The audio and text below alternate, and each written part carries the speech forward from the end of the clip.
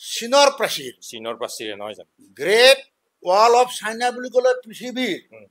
সকলো স্তৰ সকলো মানুহে জানে পৃথিৱী আৰু তাত চিটবিলাক কেনেকুৱা ইণ্টাৰনেশ্যনেল এয়াৰপৰ্টতকৈ ভাল শুব পাৰি বহিব পাৰে ব্যৱস্থা সকলো ব্যৱস্থা তাতে আছে প্ৰায়বিলাক সংবাদ মাধ্যমে চীন সম্পৰ্কে অলপ ঋণাত্মক বক্তব্য ৰাখে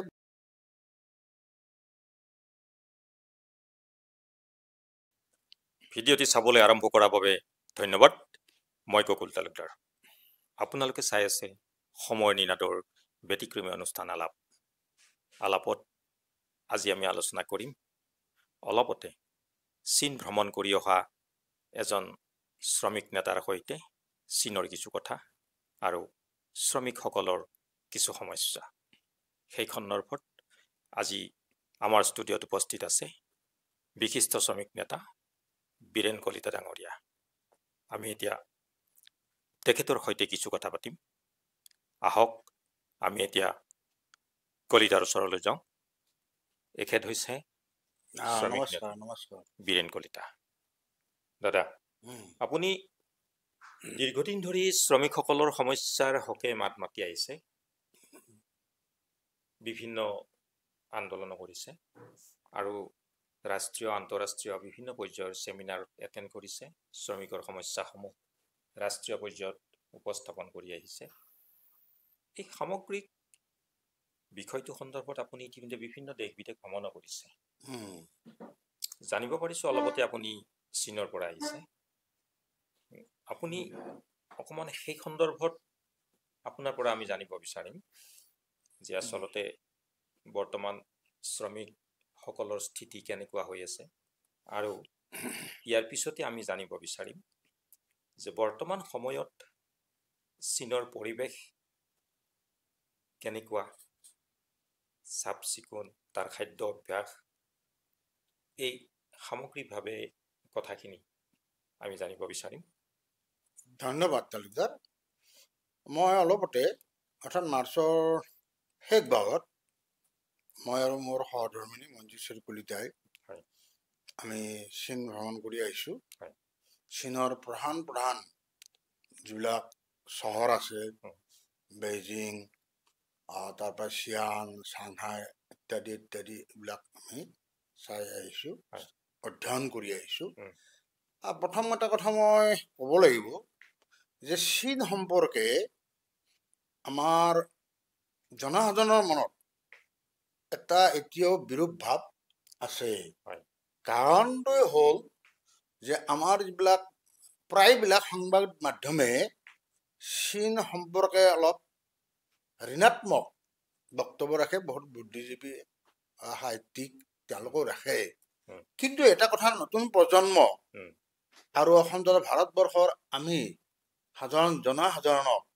এটা কথা আমি ক'বই লাগিব কাৰণ মই ভিডিঅ'টো মই খুব চমু কৰিব চেষ্টা কৰিম কাৰণ মই এখন বহলভাৱে এখন ইয়াৰ ওপৰত চীন সম্পৰ্কৰ ওপৰত মই কিতাপ এখন প্ৰস্তুত কৰি আছোঁ প্ৰথম কথা হ'ল চীনৰ লগত ভাৰতবৰ্ষৰ আমাৰ বহুদিনৰ সম্পৰ্ক এই কথাটা বহুতে জানে বা বহুতে নাজানে চুকাফা চীনৰ পৰা আহি পেলাই 6 বছৰ আহোম ৰাজত্ব ইয়াত পাতি চলাইছিল ঠিক হিউৱেন চাং চীনৰ পৰা আহি ভাৰতবৰ্ষত নালন্দা বিশ্ববিদ্যালয়ত তেওঁ সংস্কৃত ভাষা অধ্যয়ন কৰি ৰিচাৰ্চ কৰি 650তকৈ অধিক গ্ৰন্থ সংস্কৃতৰ পৰা চীনা ভাষালৈ তেওঁ এইটো অনুবাদ কৰিছিল আৰু চীনৰ মানুহে কোৱা মতে তাৰ টুৰিষ্ট ইণ্ডাষ্ট্ৰীটো একেবাৰে খুব চহকী আৰু ধনী উল্লেখযোগ্য এটা উদ্যোগ সেই হিউৱেন চাঙৰ পৰাই সেই উদ্যোগ তাত গঢ় লৈ উঠিছিল তেনেকে এটা কথা অসম বা ভাৰতবৰ্ষৰ মানুহে 2-4জনৰ বাহিৰে বেলেগে নাজানে এই কথাটো ক'বই লাগিব নহ'লে এই মোৰ ভিডিঅ' বা সাক্ষাৎকাৰটো অসমাপ্ত হ'ব যেনেকে আমাৰ হিউৱেন চাং ইয়ালৈকে আহিছিল তেনেকে চীনত যেতিয়া মাওচেতুঙৰ নেতৃত্বত তাত জাপানৰ বিৰুদ্ধে তাত বিপ্লৱ হৈছিল লং মাৰ্চ হৈছিল তেতিয়া তাত ঔষধ পাতি বা খোৱা লোৱা বা চিকিৎসাৰ কোনো ব্যৱস্থাত বহুত খনিত তেওঁলোকৰ নিহত হ'ব লগা হৈছিল তেতিয়া মাও শ্বুটিঙে আমাৰ কেন্দ্ৰ আমাৰ যি ভাৰতীয় জাতীয় কংগ্ৰেছ তেওঁলোকক আবেদন এটা কৰিলে যে আমাক ঔষধ পাতি আৰু কিছু ডাক্তৰ নাৰ্ছ আমাক ইয়াতে পঠাই দি আমাক শুশ্ৰূষা কৰক চিকিৎসা কৰক তেতিয়া নেতাজী সুভাষ চন্দ্ৰ বসু জাতীয় কংগ্ৰেছৰ সভাপতি আছিল তেওঁ এটা ভাৰতীয় চিকিৎসকৰ দল এটা প্ৰস্তুত কৰিলে 5জনীয়া আৰু কিছু ঔষধ এম্বুলেন্স প্ৰয়োজনীয় সামগ্ৰী দিলে সেই 5জনীয়াৰ ভিতৰত অন্যতম আছিল ডক্টৰ দ্বাৰকানাথ কুটনিছ একেবাৰে ডক্টৰ দ্বাৰকানাথ কুটনিছ তেওঁ বয়স একেবাৰে কম আছিল আৰু তেওঁ বোম্বেত জন্মগ্ৰহণ কৰিছিল কুটনিছ ইচ্ছাই তাতে গ'ল আৰু কানাডাৰ পৰা ভিথুন বুলি এজন আহিছিল বাকী ডক্টৰবিলাক গুচি আহিল কিছু মাহ কাম কৰাৰ পিছত কিন্তু ডক্টৰ কুটনিছ তাতে থাকি গ'ল আৰু কানাডাৰ ভিথুন ডাক্তৰ সেই কুটনিছে তাতে এজনী নাৰ্ছৰ লগত বিয়া হ'ল আৰু এটা ল'ৰাও জন্ম দিলে নামটো আমাৰ অসমীয়াত ক'ব লাগে চীন ভাৰত এই বুলি তাৰপিছত তেওঁ অকালতে ঢুকাল কাৰণ যুদ্ধত মানে হাজাৰ হাজাৰ সৈনিকক তেওঁ চিকিৎসা কৰিব লাগে ঔষধ নাই নাই তেনে চীনত এইটো এটা অত্যন্ত প্ৰিয় নাম এই ডক্টৰ দ্বাৰকানাথ স্মৃতিত বহুবিলাক অনুষ্ঠান ডক্টৰ দ্বাৰকানাথ কুটনিছ তেওঁ তাতেতো শ্বহীদ হ'ল চীনৰ সকলোৰে প্ৰিয় আৰু অত্যন্ত প্ৰিয় আৰু চীনৰ যিকোনো মানুহ আহিলে দ্বাৰকানাথৰ ডক্টৰ দ্বাৰকানাথ কুটনিছৰ ঘৰত এবাৰ খবৰ লোৱা যাবই গতিকে এইটা কিমান সম্বন্ধ আছিল কিন্তু ভুল বুজাবুজি বা কিবাৰ কাৰণে চীনা যুদ্ধ হৈ গ'ল 1962 তাৰ পিছৰ পৰা আমাৰ আৰু এই সংবাদ মাধ্যম আমাৰ বুদ্ধিজীৱীবিলাকে আৰু বেছি অপপ্ৰচাৰ কৰিব ধৰিলে কিন্তু কূটনৈতিকভাৱে সমাধান কৰিবৰ বিপৰ্যয় জৱাহৰলাল নেহৰুৱে ইগন'ৰ কৰিলে জৱাহৰলাল চিঠিত তাৰপিছত যুদ্ধ হ'ল গতিকে এই যে চীনৰ লগত সম্পৰ্কটো আমাৰ চিৰ বৈৰী নাছিল খুব সুন্দৰ মধুৰে আছিল কিন্তু এই চীনা যুদ্ধৰ পিছত হেৰি হ'ল তথাপিতো চীনৰ যিটো লাইফ জীৱন তাৰ যি জনসাধাৰণ তাৰ শ্ৰমিক তাৰ উদ্যোগ মানে কৃষি সকলো ক্ষেত্ৰত এটা বিচক্ষণ পৃথিৱীৰ 10খন উন্নত আৰু শক্তিশালী ৰাষ্ট্ৰৰ দ্বিতীয়খনে চীন প্ৰথমখন আমেৰিকা তৃতীয়খন ৰাছিয়া সেই 10খনৰ ভিতৰত কিন্তু আমাৰ ভাৰতৰ নাম নাই প্ৰথম 10খনৰ ভিতৰত চীনৰ 2 কিন্তু তাৰ হেতুৰ সেই সভ্যতা আজি হোৱা নাই 2060 বছৰ আগতে আমি স্কুলতে পঢ়িছো চীনৰ প্ৰাচীৰ যিটো তেওঁলোকে বনাইছে সেইটো পৃথিৱীৰ সপ্তমাচাৰ্যৰ ভিতৰত পৰে এক নম্বৰতে পৰে আৰু তাক চোৱাৰ কাৰণে হাজাৰ হাজাৰ বিদেশী পৰ্যটক আহে আৰু সেইটো তেওঁলোকৰ গৌৰৱ চীনৰ গৌৰৱ নহয় পৃথিৱীৰে গৌৰৱ সেই 2060 বছৰ আগতে যি প্ৰাচীৰ তেওঁলোকে বনাইছিল দীঘৰ বহলটো তেনেকে 10 ফুট মান বহল সেই ৱালখনৰ গতিকে কি নাম এইটোৰ চীনৰ প্ৰাচীৰ নহয় জানো গ্ৰেট ৱাল অফ চাইনা বুলি ক'লে পৃথিৱীৰ সকলো স্তৰ সকলো মানুহে জানে পৃথিৱীৰ সপ্তমাচাৰ্যৰ ভিতৰত আমাৰ তাজমহলো পৰে যেনেকে জৰ্ডানৰ পেট্ৰাটো 2000 বছৰ আগতে নিৰ্মাণ কৰা ৰাজধানী মই গৈছো এইবিলাকত গতিকে চীনৰ কেইটামান জানিব লগা কথা হ'ল জনবহুল দেশ আছিল পৃথিৱীৰ ভিতৰত আটাইতকৈ জনসংখ্যা আছিল কিছুদিন আগতলৈকে চীনৰ প্ৰথম আছিল চীন ভাৰত দ্বিতীয় আছিল কিন্তু এই 2025 চেঞ্চাছ মতে ভাৰতবৰ্ষৰ জনসাধাৰণ চীনতকৈ অলপ বেছি হৈ গ'ল ভাৰতৰ জনসংখ্যা চীনতকৈ বেছি হ'ল অৰ্থাৎ 2025 1.46 বিলিয়ন চীনৰ জনসাধাৰণ আৰু ভাৰতৰ জনসাধাৰণ হ'ল বৰ্তমান 2025 1.41 বিলিয়ন ইমান জনবহুল দেশ এখন এটাই party communist party of China এখনে ত্ৰিজন এখনে ৰাষ্ট্ৰ এখনে বিধি এখনে সংবিধান তেওঁলোকে ইমান উন্নত হৈছে এটা সুযোগ আছে যে যেনেকে তেওঁলোকৰ গৌৰৱ আজি চীনৰ প্ৰাচীৰ বুলেট ট্ৰেইন বোলা বস্তুটো অকল পৃথিৱীৰ ভিতৰত চীনেহে আৱিষ্কাৰ কৰিছে পৃথিৱীৰ কোনো দেশে আজি আমেৰিকাও পৰা নাই ৰাছিয়াও পৰা নাই পৃথিৱীৰ কোনো দেশে পৰা নাই বা মেগনেটিক ট্ৰেইন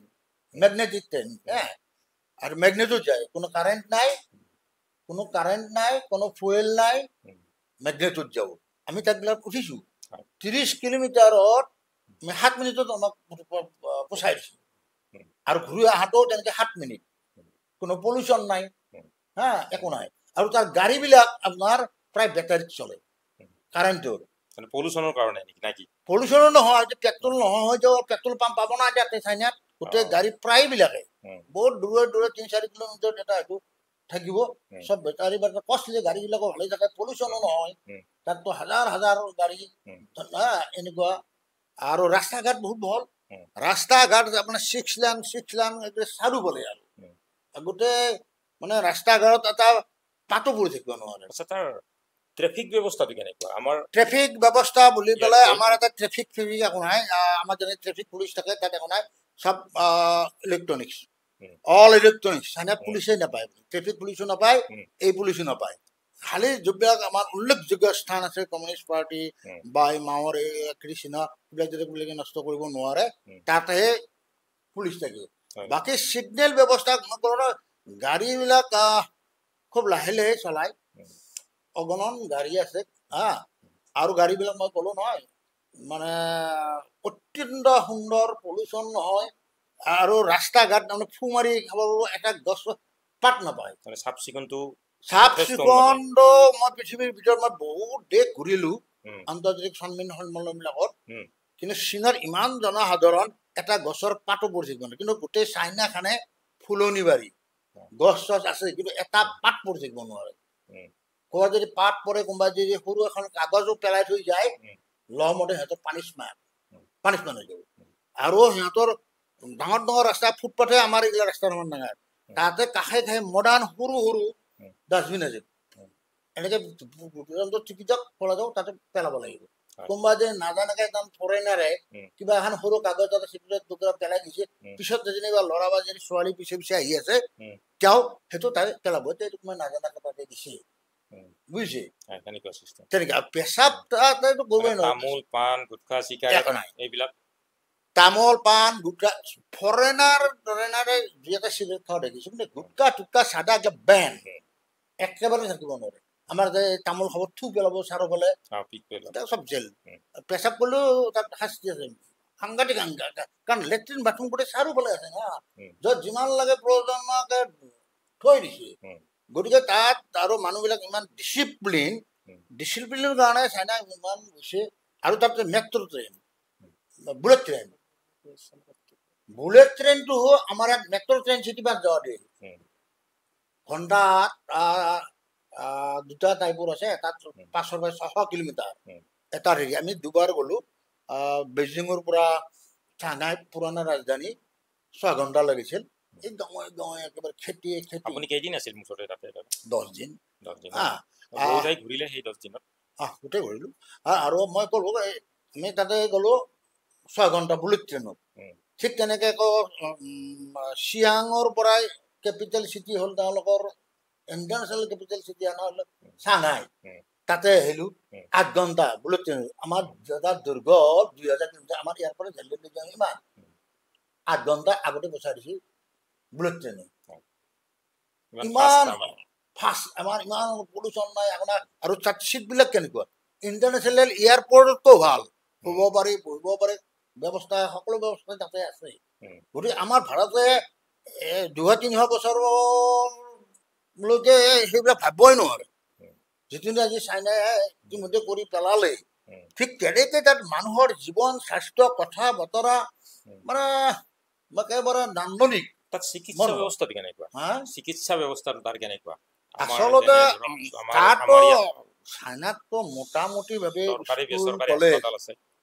স্কুল কলেজ সমস্ত চিকিৎসা চাইনাই নিজে বহন কৰেতো গতিকে চিকিৎসা খণ্ডটো কি তাৰ ব্যক্তিগত নে নাই আগতে কোনো ব্যক্তিগত খণ্ড নাই স্কুল কলেজে হওক এই আমাৰ ইণ্ডাষ্ট্ৰী হওক এতিয়া এই হেৰিৰ পিছত তাহাঁতৰো স্বাধীন হ'ল 49ত আমাৰ হ'ল 47 পৰৱৰ্তী সময়ত মাও চেতুং যেতিয়া ঢুকাল তেওঁ 25 বছৰ কাম কৰিছিল তেওঁ 76ত ঢুকাল গেঙাক পৰৈ অলপ সংশোধন কৰিছিল সংশোধন কৰি যে কিছু কিছু পৰ্যায়ত ব্যক্তিগত খণ্ডতো অলপ অলপ কৰিব পাৰে তাতো ব্যক্তিগত সম্পত্তি নাই আমাৰ যেনেকৈ চাহ বাগান এই উদ্যোগবিলাক কিনিব পাৰে সকলো সম্পত্তি চৰকাৰৰ দেখো তেওঁলোকে ইউজ কৰিছে আমাৰ যেনেকৈ দৰমহাটো পায় বাকীখিনি গোটেই ৰাজ্য খণ্ডৰ উদ্যোগ বা ব্যক্তিগত খণ্ডৰ উদ্যোগ যে চিকিৎসাত অলপ কিছু এতিয়া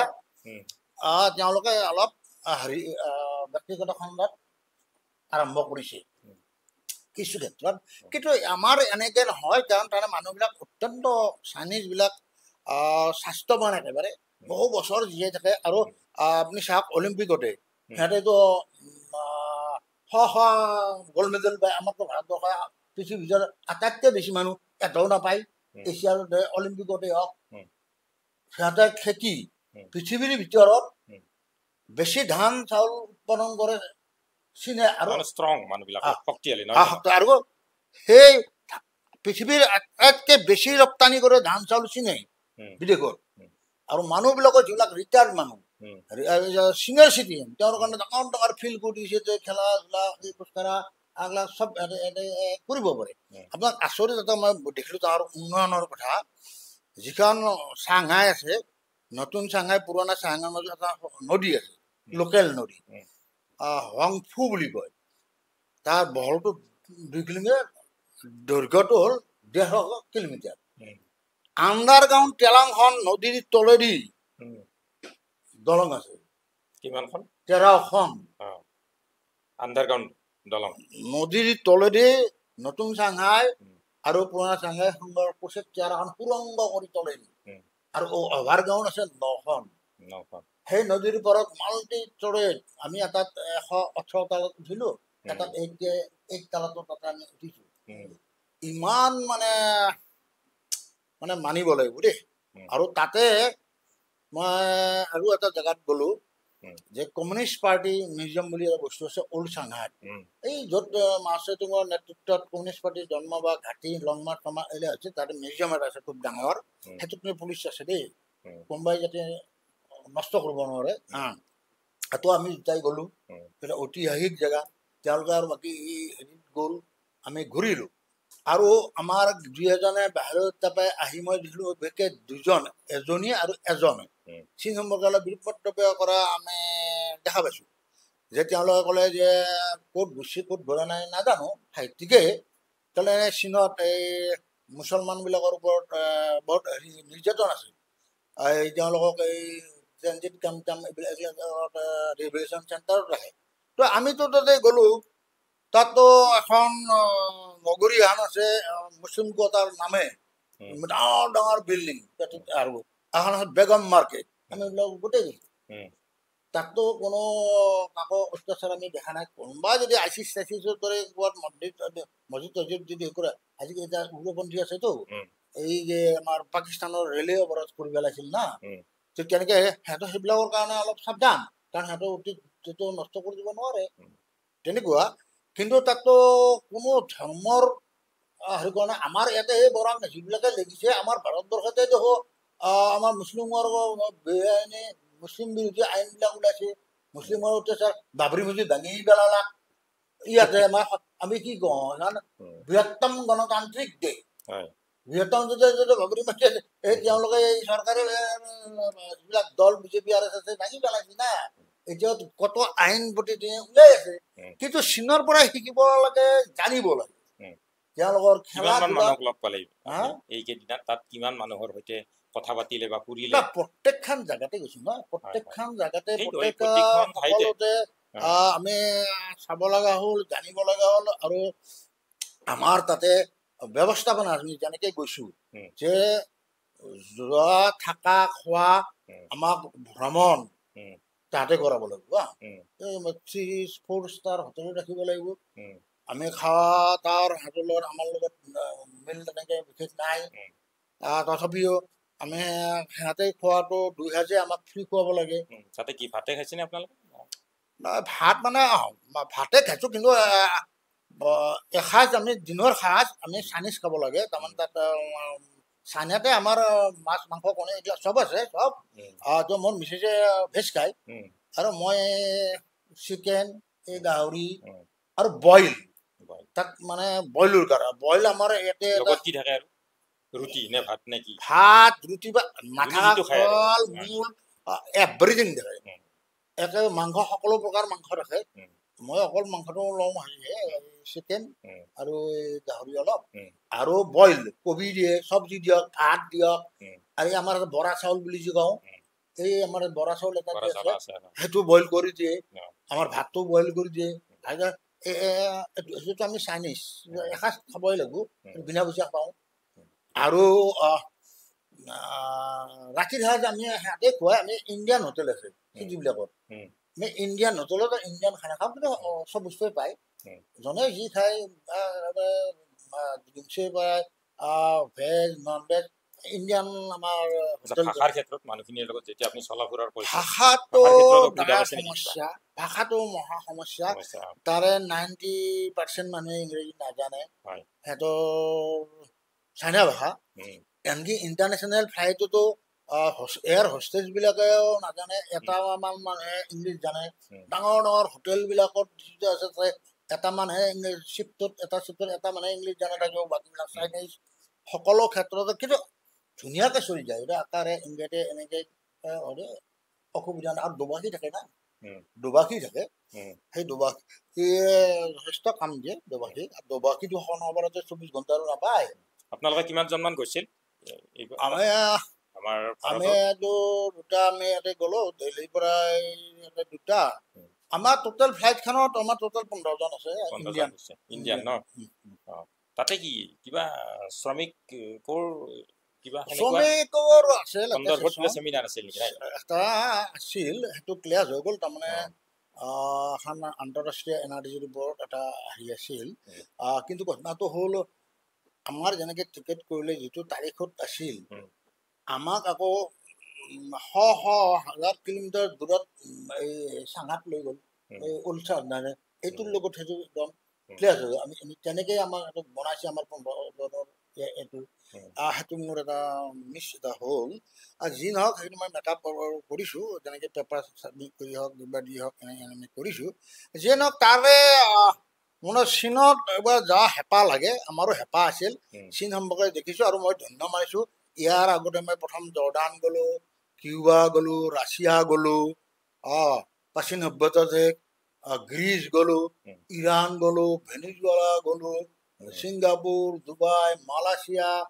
এই সহুদিনা যোৱাবাৰ আমাক দুইটাকে শ্ৰীলংকাই মাতিছিল আন্তঃৰাষ্ট্ৰীয় সন্মিলন তাতেই গ'লোঁ নেপাল গ'লোঁ এতিয়া চাইনা এনেকৈ মই মাজে মাজে বেটেৰীটো চাৰ্জ কৰোঁ আমিও মানে BSR কাঠি বাহিৰৰ পৰা আনিব লাগিব information is power knowledge is power ইয়াতে এনে পাকাই থাকিলে নিজৰ মাজতে ইয়াতে আৰু ইনকলাব জিন্দাবাদ মাৰি কাম নহ'ব বাহিৰৰ পৰা ইনফৰমেশ্যন আনিব আমাৰ ইনফৰমেশ্যন বেলেগত দিব লাগিব গোটেই পৃথিৱীৰ যে আন্তৰ্জাতিক যিবিলাক শ্ৰমিক সন্মিলন হয় চাইনাৰতো কম্পালচৰি আহে আন্দোলনটোতো দাদা এইটোতো দীৰ্ঘদিন ধৰি চলি আছে শ্ৰমিকসকলৰ সমস্যাটো প্ৰকৃতাৰ্থত কিবা মানে সমাধান হৈছে নে নাই নহয় শ্ৰমিকটো চাইনাততো সমস্যাই নাই চাইনাততো সমস্যাই নাই এখনে ট্ৰেড ইউনিয়ন এই 26 টকা 26 টুইন টাৱাৰ হাতৰ অফিচ এখনে ট্ৰেড ইউনিয়ন তাতো বেকাৰ নাই অসমত একোৱেই নাই অসম ভাৰতবৰ্ষত আছে তাৰ কাৰণে আমি খুব যুঁজি আছোঁ অহৰহ আমি যুঁজি আছোঁ শুনা শেহতীয়াভাৱে যোৱাকালি পৰহি আমাৰ এখন কনভেনশ্যন হ'ল তাৰ আগতে দিল্লীত এখন হ'ল এইবিলাক মই কৈছোঁ সভাপতিত্ব তাতে ময়ে কৰিছোঁ তাৰ আগত এখন বাংগালোৰ প্ৰেচিডিয়াম হ'ল আমাৰ অহা 20 মে'ত আমাৰ অল ইণ্ডিয়া সৰ্বভাৰতীয় ধৰ্মঘটো এই চৰকাৰৰ বিৰুদ্ধে কাৰণ আমাক গোলামত পৰিণত কৰিব গৈছে BCCয়ে যিটো কৰিব পৰা নাই সেইকাৰণে ৰাইট আছে BCCৰ আইন 29খন শ্ৰম আইন ইহঁতে শেষ কৰি 4টা পদত আনিব গৈ আছে সেইটো সমস্যাটো সমাধান হ'ল নে নাই নাই এতিয়া আন্দোলন সেইকাৰণে সেই দিলোঁ ইহঁতে উঠি পৰি লাগিছে পাছ কৰিবই তেতিয়া আপোনাৰ আমাৰ কোনো স্বাধীনতা নাহিব আজি হায়াৰ আনফেয়াৰ আজি আছে কালি আউট তোমাক কৰা আৰু ফিক্স পে কৰিব ৰামচাম দিলোঁ তোমাক 6 মাহৰ কাৰণে বা 4 মাহৰ কাৰণে 12 ঘণ্টা কাম কৰা ইমান অলপ দিলোঁ খেদক ৰবিবাৰ বুলি কথা নাই এই বিষয়টো সন্দৰ্ভত আন্তঃৰাষ্ট্ৰীয় সন্মিলন বিলাকে কি সিদ্ধান্ত লয়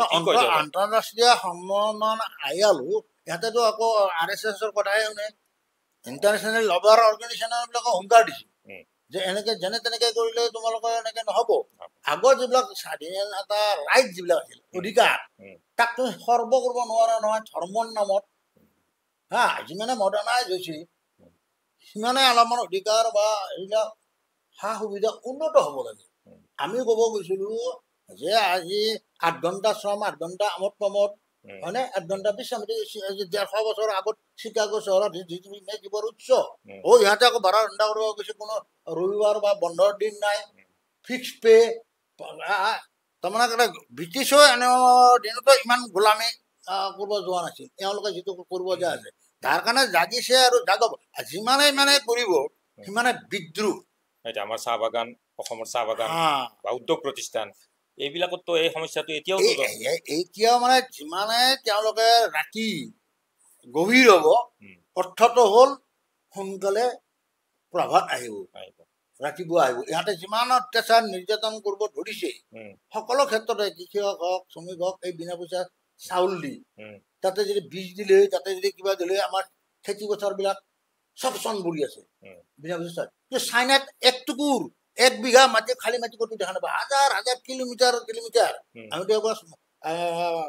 হেৰিত গ'লো ন বুলেট ট্ৰেইনত 6 ঘণ্টা একবাৰ 8 ঘণ্টা। ইমান সকলো প্ৰকাৰৰ সিহঁতৰ খাদ্যবিলাক চব খাদ্য খায় নহয়। মাকৈটো উঘালি মাকৈ বইল মাকৈ বেছি নেকি? মাকৈ খায়, প্ৰত্যেক সাজতে মাকৈ বইল। ব্যক্তিগতভাৱে নিজে নিজে কৰা খেতি নে এইটো চৰকাৰী বা গ্ৰুপ না চৰকাৰে কৰা না কেনেকুৱা? কোঅপাৰেটিভ আছে, কোঅপাৰেটিভ চিষ্টেমত কোঅপাৰেটিভ আছে, চৰকাৰী চিষ্টেম আছে, কেইবাটাও হেৰি আছে ষ্টাইলেদি সিহঁতে কৰে। আৰু ধান চাউল যিটো উৎপাদন কৰিব চৰকাৰে লৈ লয়, চৰকাৰে লৈ বিদেশত ৰপ্তানি কৰি দিয়ে। উৎপাদনৰ আমাৰ দৰে পচি নাযায়, সিহঁতে চৰকাৰে দায়িত্ব। বীজ দিব লাগে, কিবা দিব লাগে, সাৰ দিব লাগে, তেওঁলোকে দিব। মানে শস্য এটা উৎপাদন কৰাৰ পিছতো আমাৰ ইয়াতে যেনেকুৱা অসমত বা ভাৰতবৰ্ষৰ কিছুমান ৰাজ্যত শ্ৰমিকে যিটো আচল মুনাফাটো নাপায়, তাত সেই কথাটো নাই চাগে। নাই, তাততো কোনোবাই লেবাৰ এণ্টি লেবাৰ বা কোনোবাই তাত মূলতঃ ব্যক্তিগত মালিকানা বস্তুটো থাকে যে চাহ বাগিচা আমাৰ টাটা বিৰালা উদ্যোগপতি বিলাক আছে, সেই থিমটো তাত নাই না। যি তোমাৰ যি কৰিবা দেশৰ কাৰণে কৰিবা, আৰু যি লাগে তোমাক স্বাস্থ্য হওক, খোৱা হওক, পঢ়া শুনা হওক, দেশে তোমাক দিব। তত্ত্বটো কমিউনিষ্ট পাৰ্টিৰ কৃষকসকলৰ ক্ষেত্ৰত যিবিলাকে খেতি তেনেকৈ চবতে তাৰমানে কোনো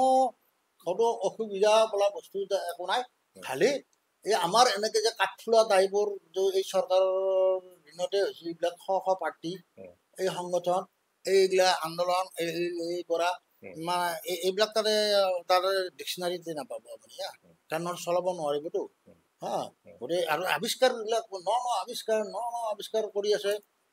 গতিকে এইখিনিয়ে ৰাখিলোঁ। তাত আমাৰ দৰে জাত পাত হিন্দু মুছলমান খ্ৰীষ্টান বৌদ্ধ সেইবিলাক একো নাই, তাৰমানে সময় নাপায় এইবিলাক ভাবিব।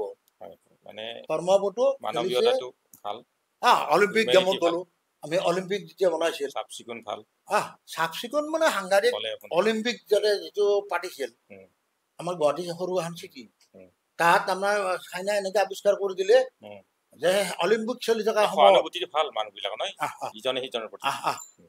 যেতিয়া ক'লে যে বৰষুণ দিব নোৱাৰে বুলি পেলাই আকাশত এনেকুৱা টেকনলজি দিলে আকৌ বৰষুণ নিদিলে। ঠিক তেনেকে তেওঁলোকৰ চাব লগা অত্যন্ত চাব লগা বস্তু বহুবিলাক আছে। ৱাৰ মেমৰিয়েল হলৰ পৰা আদি কৰি